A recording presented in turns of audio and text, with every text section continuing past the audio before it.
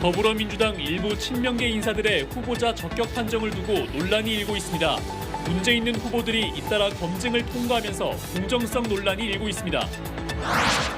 5.18 진상규명조사위원회 활동이 끝나면서 보상 신청도 마무리됐습니다. 하지만 피해 사례가 뒤늦게 알려지면서 조사와 구제 절차는 계속 이어져야 한다는 지적입니다. 제철을 맞은 고로쇠 수액 채취가 전남 곳곳에서 시작됐습니다. 미네랄 등 영양분이 풍부해 숲이 주는 선물이라고 불리는 고로쇠 채취 현장을 다녀왔습니다.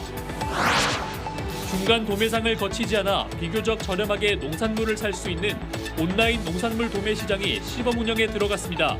하지만 관련 법이 발목을 잡고 있어 정비가 시급한 상황입니다. 여러분 안녕하십니까? KBC 8시 뉴스입니다. 본격적인 공천 절차가 시작되면서 더불어민주당 일부 친이재명계 인사들의 공천 신청 후보자 적격 판정을 두고 논란이 일고 있습니다. 재판을 받고 있거나 징계 전력이 있는 인사들이 잇따라 검증을 통과했기 때문인데요. 공정성 논란으로 번지지 않을까 당 안팎에서는 우려의 목소리가 나오고 있습니다. 정경원 기자입니다. 지난 15일 이재명 대표의 최측근으로 분류되는 강의원 민주당 당대표 특보가 광주 서구갑 국회의원 선거 출마를 포기했습니다. 강 특보는 과거 성추행과 2차 가해, 음주운전 등 각종 논란에도 부적격 판정이 아닌 계속심사 대상으로 분류됐습니다. 앞서 해남 완도 진도에 출마하려다 고문치사 사건 연루 의혹으로 부적격 판정을 받은 친명 정의찬 당대표 특보 역시 당초 적격 판정을 받아 논란이 일었습니다. 호남 밖에서도 일부 친명 인사들의 적격 판정을 두고 잡음이 계속되고 있습니다. 어제 추가로 발표된 적격 판정자 중에도 대표적인 친명 인사인 양문석 전 방통위 상임위원과 김우영 강원도당위원장이 포함됐습니다. 양 전 상임위원은 비명 전해철 의원을 공개 비방해 징계를 받았고 김 위원장은 강원도당위원장 신분으로 비명 강병원 의원 지역구인 서울 은평을 출마를 선언해 논란이 일었습니다. 때문에 당 안팎에서 친명 인사들에게만 다른 검증 잣대를 적용한다는 비판이 나오고 있는 상황입니다. 예비후보 검증위원회라는 과정을 통해서 조금 납득하기 어려운 그런 조치가 있었잖아요. 또 당 안팎의 이런 우려에 대해서 좀 더 세심한 판단을 해보시고 또 그런 조치를 취해 주셔야죠. 검증 과정에 대한 잇단 잡음 속에 민주당의 공천 절차 자체가 공정성 논란으로 비화되지는 않을까 우려의 목소리가 나오고 있습니다. KBC 정경원입니다. 대유위니아 사태로 어려움을 겪고 있는 광주가 산업위기 선제대응 지역 지정을 요청한 데 대해 정부가 실태 파악에 나섰습니다. 산업통상자원부는 오늘 하남 산단에 위치한 위니아 등을 찾아 가전산업 피해 현황을 점검했습니다. 앞서 지난해 11월 중소벤처기업부와 고용노동부도 하남 산단과 진곡 산단, 평동 산단 등을 중소기업 특별 지원 지역으로 지정했습니다. 대유위니아 사태로 광주에선 협력업체 133곳이 829억 원의 피해를 입은 것으로 파악되고 있습니다. 5.18 진상규명조사위원회 조사 활동과 피해자에 대한 보상 신청이 마무리됐죠. 하지만 절차를 뒤늦게 알게 돼 보상도 피해 입증도 막막한 피해자들은 여전히 있습니다. 피해 구제가 이번 보상 신청으로 끝나선 안 된다는 지적이 나옵니다. 임경섭 기자입니다. 1980년 5월 이후 순탄치 못한 삶을 살았다는 김경희 씨. 여느 날처럼 친구를 만나러 충장로 우체국으로 가는 중 악몽이 시작됐습니다. 머리를 얻어맞고 계엄군에 끌려간 겁니다. 밭으로 끌려가서 이제 거기서 이제 저를 막 성폭행을 하려고 한 거죠. 그래서 어떻게 해다가 막 옷도 막 찢기고 막 그랬는데 이제 얼굴이 이제 워카로 이렇게 탁 하면 이렇게 확 뭉개버리는 바람에 그때 이제 잠깐 좀 아찔했던 것 같아요. 여기서 이러다가는 내가 여기서 죽겠구나. 가족들도 그날의 충격을 잊지 못합니다. 얼굴 전체가 막 피투성이가 돼가지고 그래서 이제 나는 이제 동생으로서 이제 누나가 그런 상황이 되니까 막 누나를 막 뒤집히더라고요, 제가. 근데 아버지가 이제 또 말리고 너까지 그러면 안 된다. 비상계엄 시국에 제대로 치료도 받을 수 없었습니다. 자신이 군무원으로 일했던 공군에 이 같은 사실을 알렸지만 쉬쉬할 뿐이었습니다. 그동안 말할 수 없었던 당시의 고통을 더는 견딜 수가 없어 마음을 다잡고 그날의 진실을 밝히기 위해 힘겨운 싸움을 하고 있습니다. 내 권리를 찾고 싶어요. 내가 다녔던 직장 생활 못한 부분에 대한 그런 보상을 받고 싶어요. 나를 찾고 싶어요. 하지만 피해 입증도 보상도 막막하기만 합니다. 지난해 말 5.18 진상규명조사위원회 조사활동이 끝났고 보상 신청도 지난 2일 8차를 끝으로 창구가 닫혔기 때문입니다. 앞으로도 이렇게 그동안 숨죽여왔거나 정보가 닿지 않아서 자신들의 피해를 호소하지 못했던 피해자들은 계속 나올 것이라고 생각해요. 행정적 절차, 법률적 절차를 다시 한번 점검해야 될 때가 되었다고 생각합니다. 5.18 성폭력 피해자라는 60대 여성의 절규에 활동기간이 끝났다며 귀를 막고 있는 사이 5.18의 제대로 된 진상규명은 더 멀어지고 있습니다. KBC 임경섭입니다.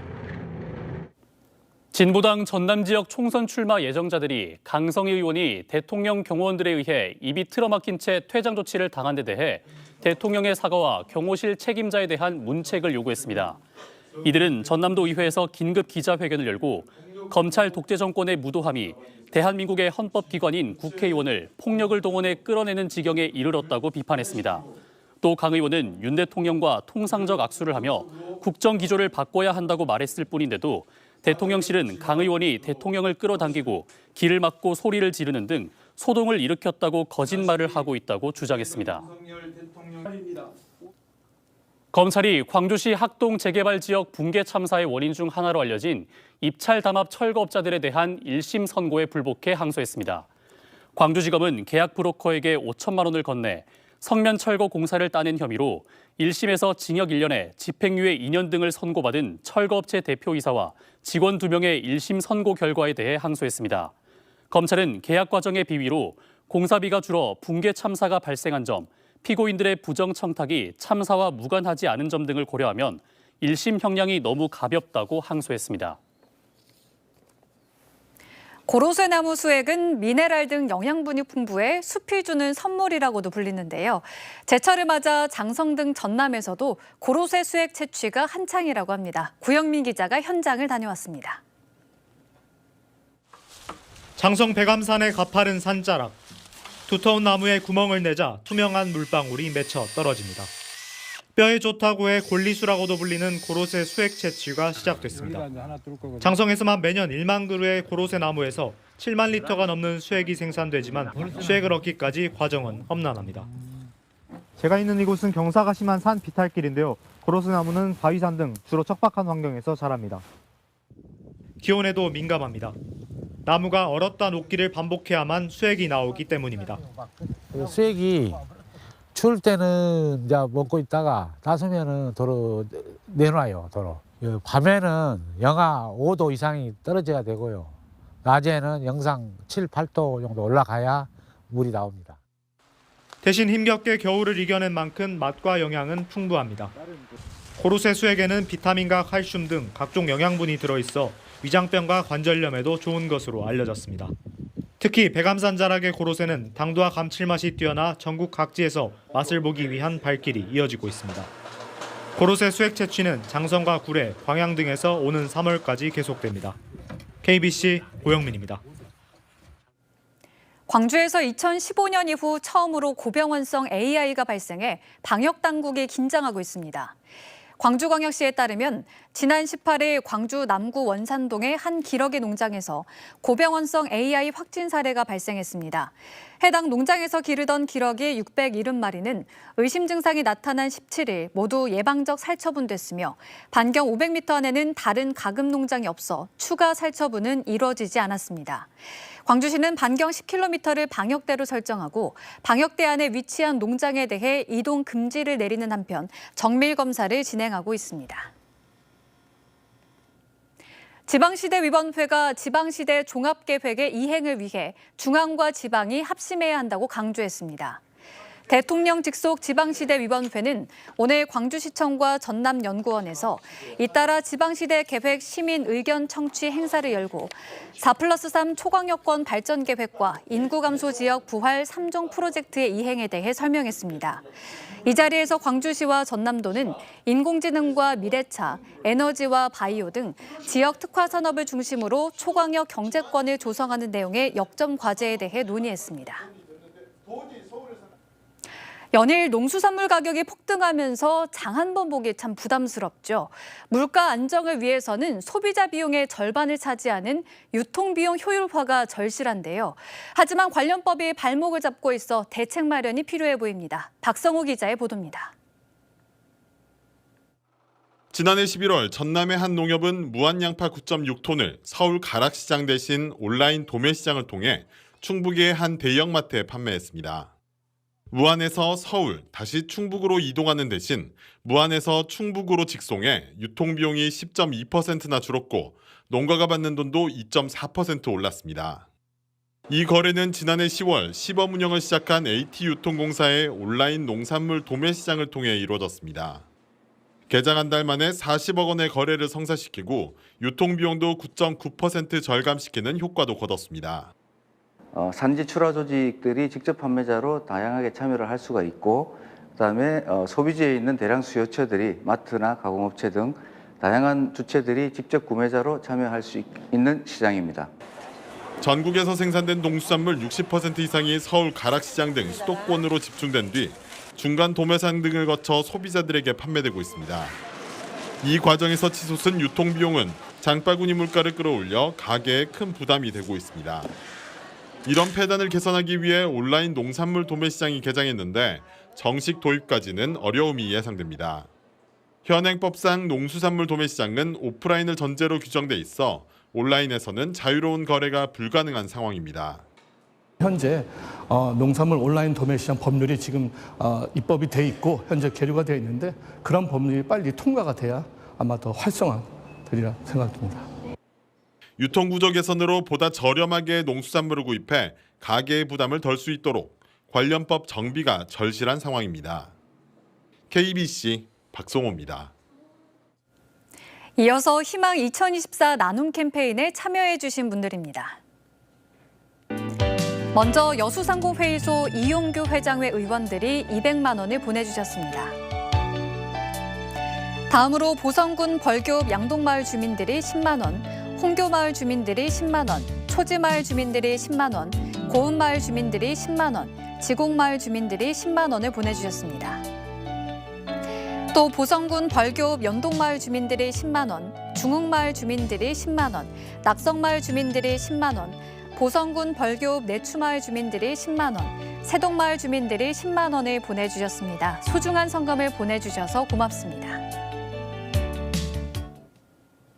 도로 중앙에서 서성이던 50대 남성이 시외버스에 치여 숨졌습니다. 오늘 오전 6시 50분쯤 광주 동구 계림동의 한 도로에서 50대 남성 A씨가 60대 남성이 운전한 시외버스에 치여 숨졌습니다. 경찰은 A씨가 무단 횡단을 하던 중 사고를 당한 것으로 보고 블랙박스 영상 등을 토대로 정확한 경위를 조사하고 있습니다. 술에 취해 고속도로로 뛰어들어 숨진 여자친구의 사망사고와 관련해 과실치사 혐의로 기소된 30대 남성에게 무죄가 선고됐습니다.